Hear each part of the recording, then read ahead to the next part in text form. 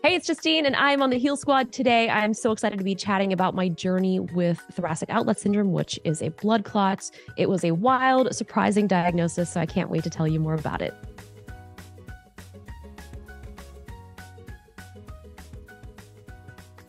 Hello, hello, Heal Squad. It's gonna be a great day because we said so.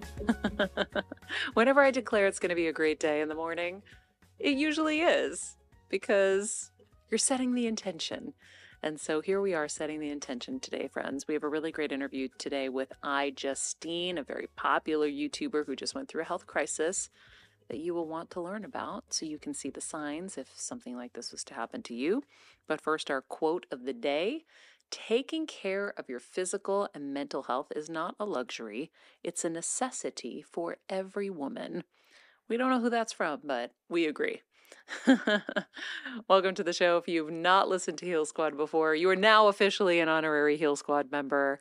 You are going on this journey with us to get better in all areas of life, especially health and wellness. We love doing it every single day. If you have been listening to the show and can give us a review, a little 5 stars, we'll leave a link to that in the summary so that you can do that for us. That would be wonderful. If you love the show, share it with a friend, help us get the message out. I can't think of anything more important than our health in every area, mentally, physically, emotionally, spiritually, all of what health is encompassing. And so that's what we do here every single day. So please share it with somebody you think would benefit from it. Before we get to our interview with Justine, also Macy's is a big sponsor of our show. I used to work for them as a fragrance spitzer back in the day, so it's full circle moment. Grateful for their support and grateful they're supporting this mission for all of us to get better. If you go to Macy's.com/Heal Squad, I have a curated list of my favorite items from Macy's. A lot of the stuff I just wore on my recent vacation to Maui are on there, and all kinds of other home and kitchen and all kinds of fashion stuff. So take a look there. Anything you buy through that link is supporting us here on the show. So thank you so much for that. iJustine is a popular American YouTuber, host, actress, and tech influencer. She's also an author. Her first book, iJustine, an analog memoir, is a memoir that chronicles iJustine's journey from a self-proclaimed nerd and technology enthusiast to a successful YouTube personality and tech influencer. In addition to her successful career, she's also known for her philanthropic work, supporting various causes, and recently has partnered with World Thrombosis Day campaign as its U.S. patient advocate to place a global spotlight on thrombosis. And she's going to share her journey with thrombosis and blood clots right now. You know, you've gone through a lot as well, and you're using your platform to share it with people. I think we might have met once at CES. I don't know for sure right now because I have a terrible memory. I do too. But so good. I'm glad in that respect. But you're so known in the tech world, and every time I'm on Twitter, I'm seeing you with a new iPhone and all this stuff. So now you've been thrust into the health world, I feel like. So Yeah, tell no, us about what happened to you it was last April, right? it was. Yeah. So about a year ago, I was diagnosed with thoracic outlet syndrome, but kind of leading up to that, it was this wild thing. Like I had been probably in the best shape of my life. That day I had run like 7 miles. And so I kept blaming the fact that my arm was super swollen on everything else. I'm like, well, it was hot out. So maybe that's why my arm is swollen. But like deep down, I knew that it was a blood clot. And You mostly knew. because I 100% knew like it's it's not funny to joke about, but like I would always like my mom was always so paranoid about blood clots. So anytime we would fly, we're like, don't worry, mom, like we're gonna make sure we wear compression socks, like we're not gonna get blood clots. So it wasn't like a joke, but we would like kind of make light of it and kind of always talk about it. So the fact that like I knew already, like I had a heads up going into the ER. I was like, hey, I have a blood clot. And they're like, no, you don't. You're young and healthy, which I hate hearing. I And know. sure enough, I did. And I think one of the things that I love so much about, your health journey and everything is you talk about advocating for your health and Mhm. just knowing like something is not right. And I think that really kind of helped me just sort of get the help that I needed and get it as fast as possible. Well, I'll tell you, I diagnosed myself with a brain tumor. So I went to the doctor and he was like, "So what are you feeling?" I was like, "Well, I've been having really bad headaches. My speech has been slurring. My ear's been hurting.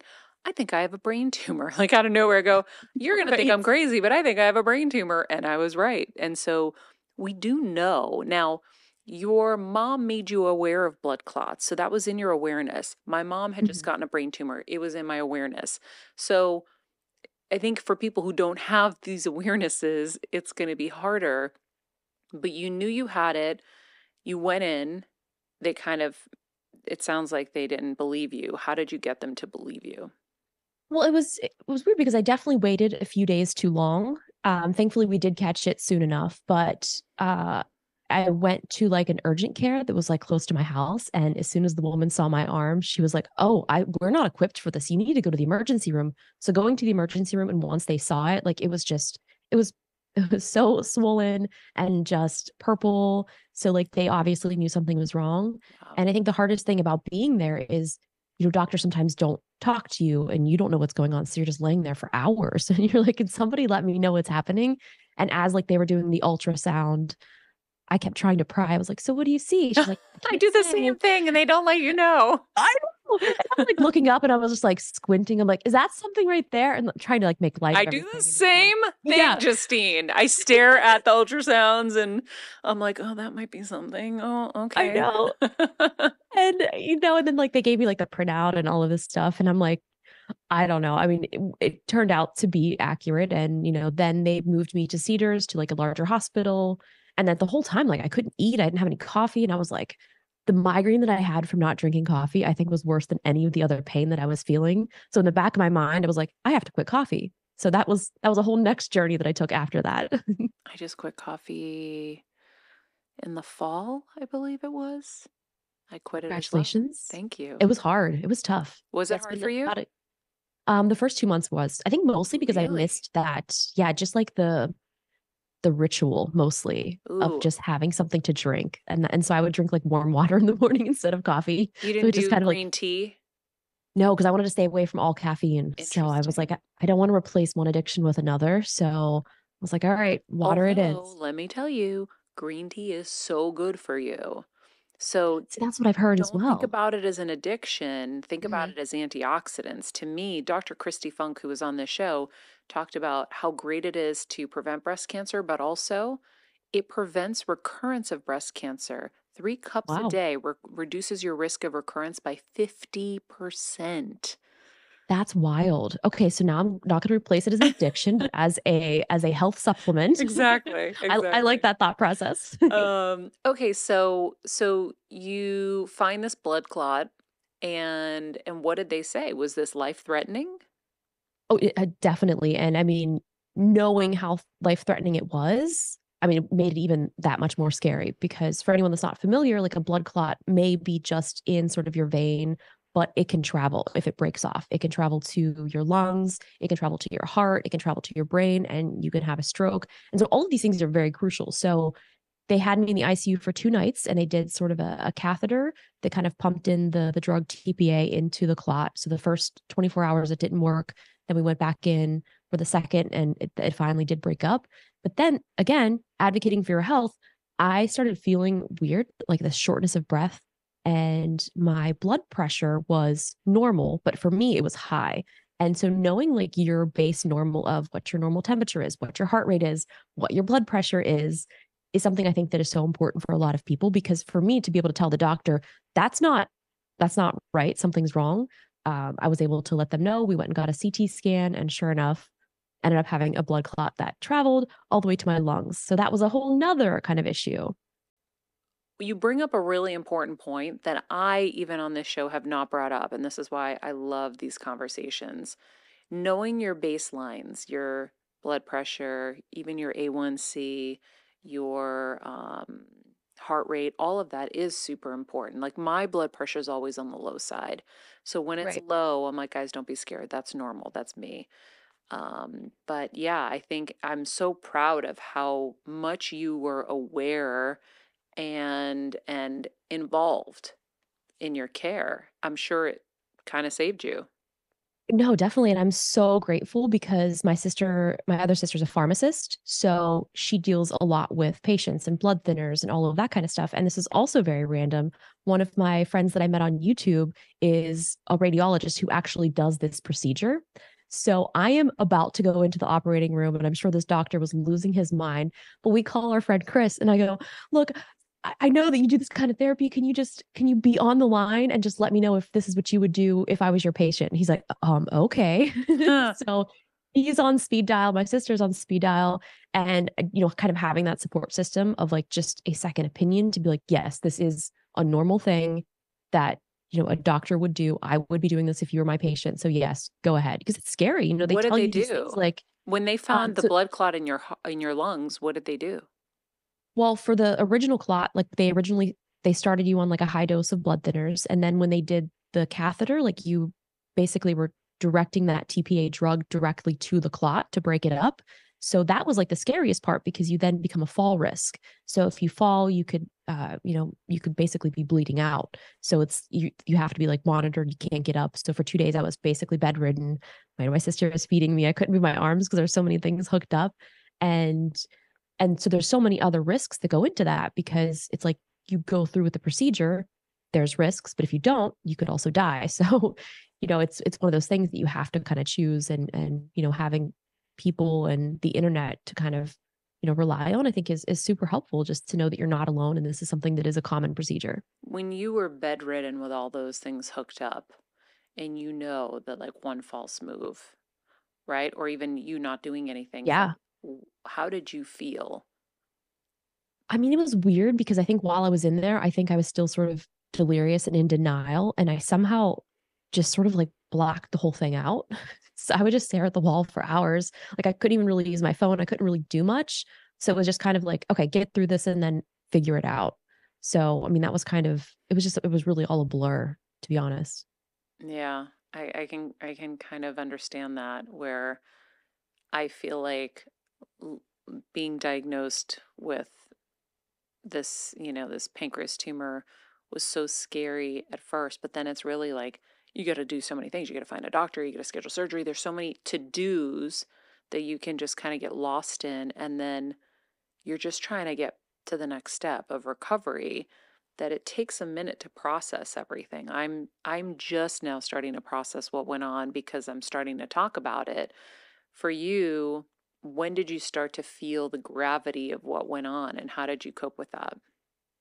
I mean, I feel like so I didn't say anything while I was in the hospital because obviously I'm like, well, I don't want people showing up here. I don't want to bring awareness to it because it's like, being a public figure, you also kind of have this other weird thing that most people wouldn't have to worry about. Like, what if fans want to come show up and, try to console me? What if fans work in the hospital? So you have all these other kind of thoughts that, it's just adds this whole other element of like paranoia. But like I'm so grateful, like the nurses, everyone, like they were so incredible and everyone was really amazing. So I think, just getting that care and being patient with doctors because Hmm. just seeing how many people are in these hospitals and what these doctors have to go through to try to like help people is, I mean, I applaud them and so grateful for that every day. But I waited until maybe like a few days after I got out of the hospital and I felt well enough to kind of talk about it because I wanted to share what I just found out because this could potentially help save someone's life. And Hmm. then selfishly, I was like, I need to find other people that have this and talk to them and see what they went through. So I found so many people just through talking about it, hearing their stories and talking to other people that were friends of mine that were like, "Oh yeah, I got diagnosed with that too, and here's what I did." So it was super helpful, kind of both ways. Yeah, I understand having to keep it secret, because I did too on both kind of major health journeys, brain surgery and this last surgery.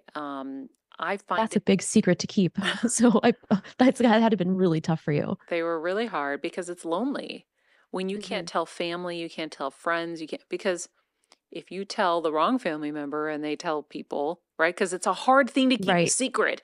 I'm going in for Yes. brain surgery. That is, I understand, that is a hard thing to keep.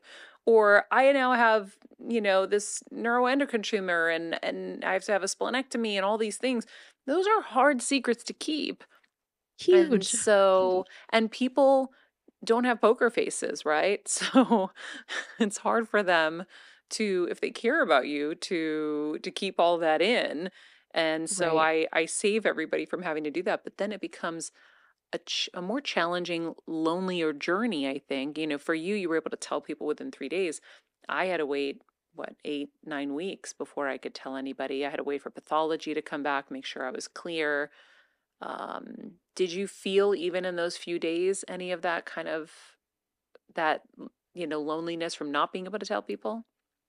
Yeah, and the one thing that I have always told my sister, just because we've been making videos for, I mean, almost 17 or 18 years at this point, and I've told her since the beginning, I was like, never stop filming. So I had her kind of like documenting just the behind the scenes Hmm. to basically just keep ourselves entertained and knowing that like this was a story that I was going to tell.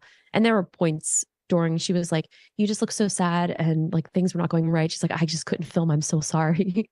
So Wow. um I document everything too. I'll tell you why I do it though. I do it because it is a known statistic that we only remember 50% of the truth. And I am very much a stickler about truth and, and all of that.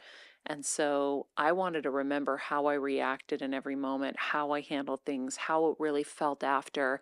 And in fact, another friend was just diagnosed with a very rare cancer. And when I was able to go to his house and sit with him, he was about to have massive abdominal surgery. Thank God he's wow. out today and he's good. Mhm.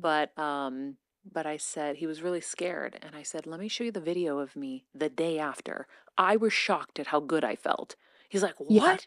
And I go, yes, actually, it's possible. I don't know if that's going to be you, but I felt really great the day after. And yeah, I had moments of pain when we missed pain medicines or whatever, but you can do this. And I showed him the video and it made him feel so much better. So there's a really helpful purpose in the videos, but also it's being able to remember the truth because we can look at things so much differently when you're looking in the rearview mirror. You can think you were better, you were more positive, or you could think you were more negative. I just want to know exactly how I was. And so I did all the video diaries.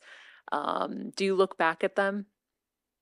Yeah, because I just did like a year recap and it was weird because like there were parts like I like you said, like knowing the truth, I was like, I don't remember how many days I was in the hospital now, like a year later. So I was like, Yeah. I asked my sister, I was like, how many days was it? Because I don't remember. Because it's just like you don't really want to think about it and you Mm-hmm. just kind of I feel like I'm also very good at kind of blocking out parts of things that I don't want to know.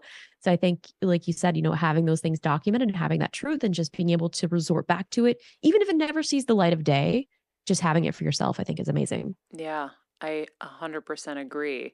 Um, I'm sure it's hard to look back at some of it. It is. It was so sad. And I'm sure for you too, because you've gone through obviously so much more, in such a short time too. And it's just like looking back, you're like, was that actually me? Did that really happen? And it's like you kind of see yourself in this other light because now that you're kind of on the other end of it, it almost looks like you're just watching somebody else's movie or something. It really does. It's bananas. Um, so you have what's called, and I don't know how to say this right, Paget-Schroeder's syndrome? Yeah, I think that's their initial diagnosis, but there's something called thoracic outlet syndrome, which kind of encompasses that syndrome as well. And so there's Thoracic three types. outlet? Yeah. Okay. So there's three types. There's vein, artery, and then there's nerve. And it's basically where the first rib, there's not enough space to kind of let like the Blood nerves flow? or yeah. So mine was the vein. So it kind of was like pinching off the blood flow. And I love martial arts. So I was doing a ton of sword training and lightsaber training. So a lot of a lot I'm of that was dead. I want to go with it you was and like sword train. oh my gosh. Well, I haven't been doing it as much because the repetitive motion of like your arms swinging and doing all those types of motions is what they think caused it. So like Whoa. it's a very proud moment for me as a wannabe Jedi that in my medical history it says that I got a blood clot from lightsaber training. Dead. So I can't. any like these doctors would come in and I would think that they would have something like super serious, like, listen, you're not gonna make it. And they're like, we really need to talk about what is this lightsaber training? That's And so funny. I was like showing them videos. So I mean, something else that you said in one of your podcasts I was listening to was just like trying to be as nice as possible to doctors and making light and Yes. like making them feel like, I want to go see that person. And it's so hard to do when you're in that moment. But like that also was something that was very important for me. I love it. Yeah, we always say comedy must rule no matter what. So we use humor Yep. in every way and everything. So thoracic outlet syndrome, what are the Mhm. symptoms? Because obviously you didn't know this before. No, I was like, what is this? And it is pretty rare, but it is common in like swimmers, pitchers, and again, anyone that's doing a lot of that repetitive motion. So for me, mine was the swollen arm.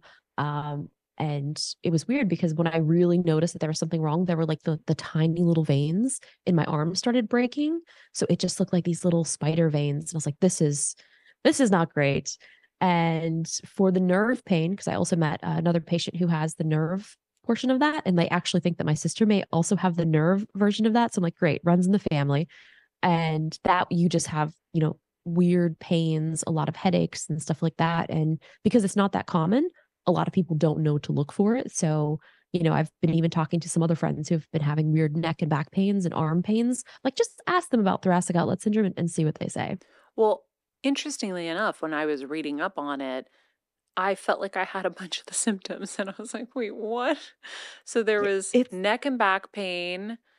I forget what the other ones were, but I was like, oh, that sounds really scary because some of these yeah, sound, it is. Yeah, and you don't really know. So one of the options was to get my first rib removed, which is still a pretty major surgery. And I was like, yeah. okay, I'm going to try to go a year and see how I feel. And if I get any sort of weird pains or anything kind of happens, and I'm just going to be very careful about doing any overhead motions. I'm going to put my Jedi wishes on the back burner and just see how everything goes. And so far, I've been pretty good, but it's something you think about every single day. Like if I lift my arm up, am I going to get a blood clot? Yeah, I know the paranoia is real. I It don't is. remember. I know I had it in the research. I want to look this up for everybody because it was glaring when I saw this um, in terms of the. Let me see really fast. Yeah, and it's interesting because there are the three different types. So I think, the vein one is which I had, but then like the artery could also be pretty detrimental because that's obviously supplying way more blood flow to your body. And then the nerve pain is also just excruciating. And it is a tough surgery too, because it's like they have to go in and saw out a piece of your rib. So then there's complications for that. They could puncture a lung.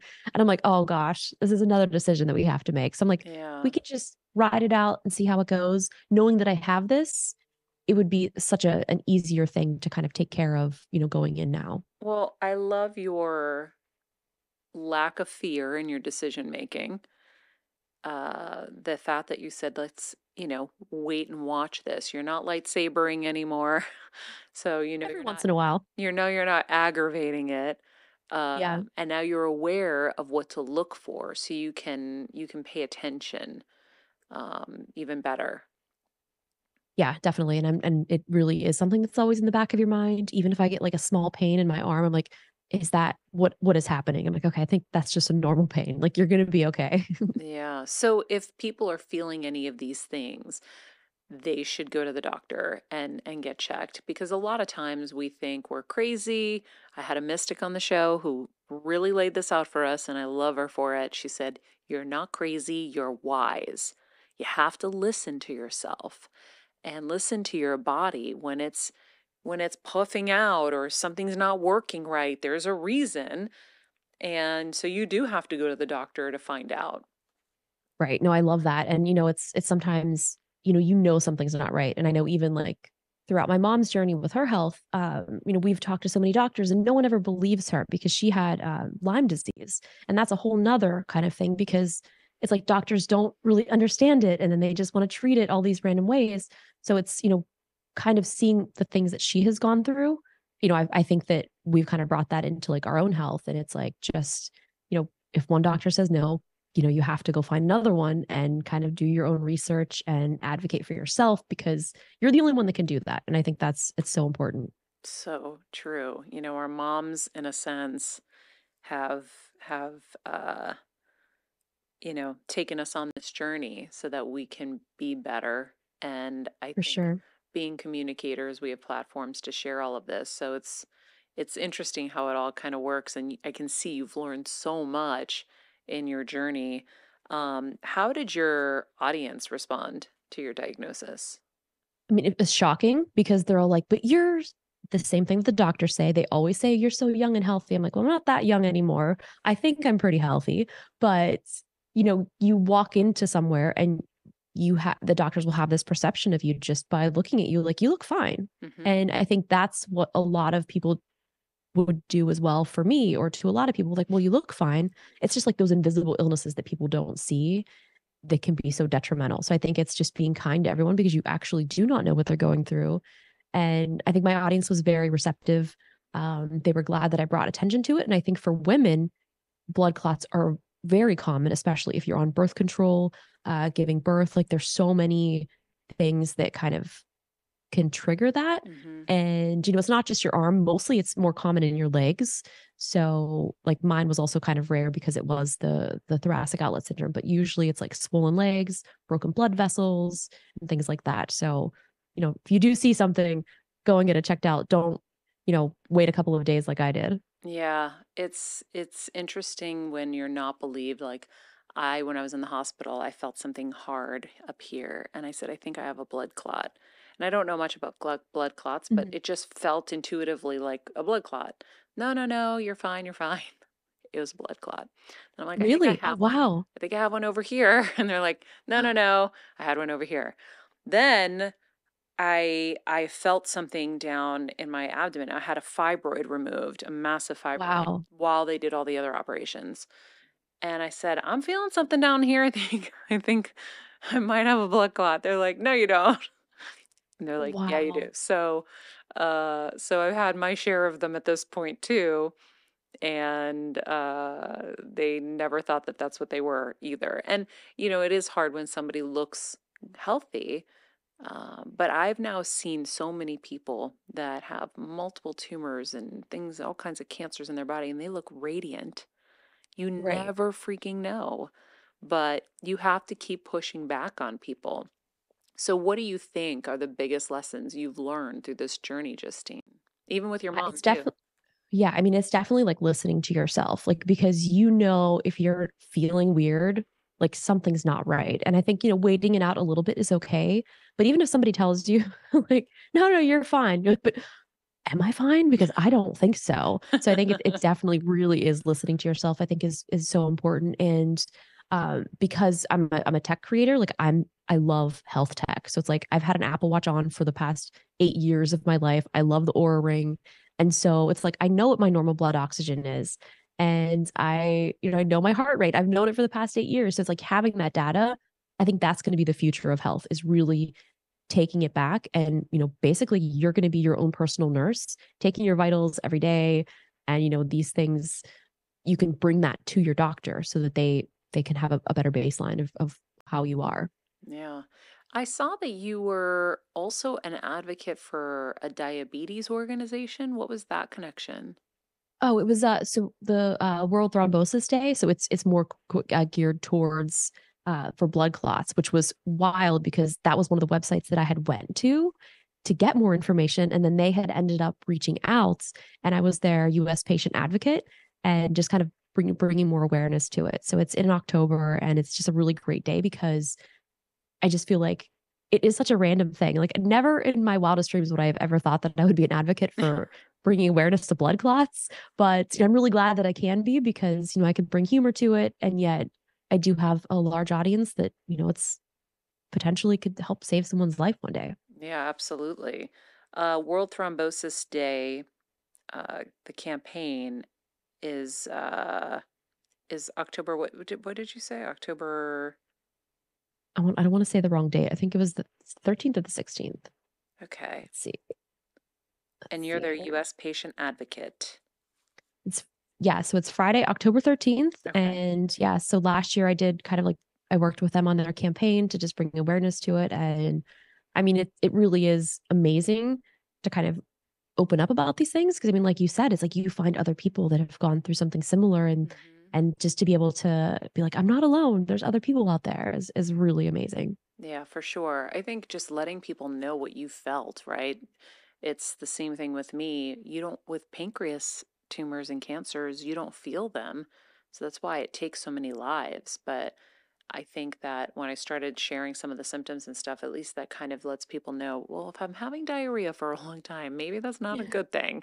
Right. And, if I'm having this throbbing pain and it keeps coming and going or whatever it is, like we've got to keep investigating. So I'm glad that you've come out and shared your story and you have such a big audience that needs to hear that and needs to hear somebody and an example of someone who's advocating for themselves, who is saying, no, I think I have a blood clot, and not worrying about what that looks like. It's really Right. important. No, and I think the same thing to you. And even hearing you talking about going to get that scan, that's something that my sister and I have been talking about for the past like 6 months because we got like a TikTok ad for it. And I was like, we need to do this because she also says the same thing. Like, she'll pick out things and randomly say, I think I have this. And I'm like, well, if you have that, like we need to go get it fixed and looked at. But she keeps going to doctors. Yeah. Blood work is fine. Everything looks fine, vitals. So it doesn't make sense. It's like you have to look further, but it's so hard to do when you don't have the resources.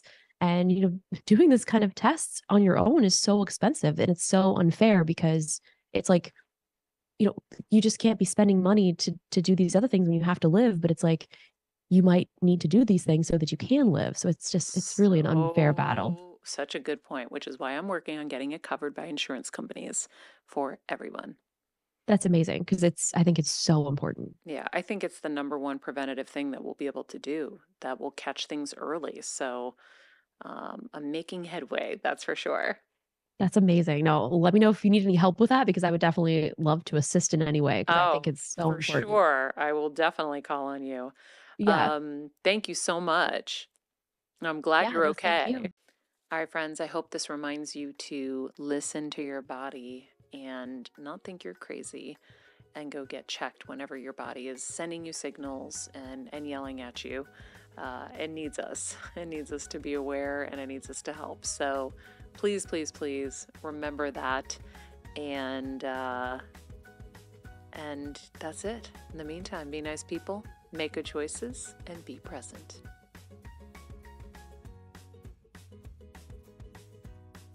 Distributed by or on behalf of Maria Menounos or mariamenounos.com is for informational purposes only and may include information that is general in nature and that is not specific to you. Any information or opinions expressed or contained herein are not intended to serve as or replace medical advice, nor to diagnose, prescribe, or treat any disease, condition, illness, or injury, and you should consult the healthcare professional of your choice regarding all matters concerning your health, including before beginning any exercise, weight loss, or healthcare program. If you have or suspect you may have a healthcare emergency, please contact a qualified healthcare professional for treatment. Any information or opinions provided by a guest expert or host featured within website or on company's podcast are their own, not those of Maria Menounos or the company. Accordingly, Maria Menounos and the company cannot be responsible for any results or consequences or actions you may take based on information or opinions.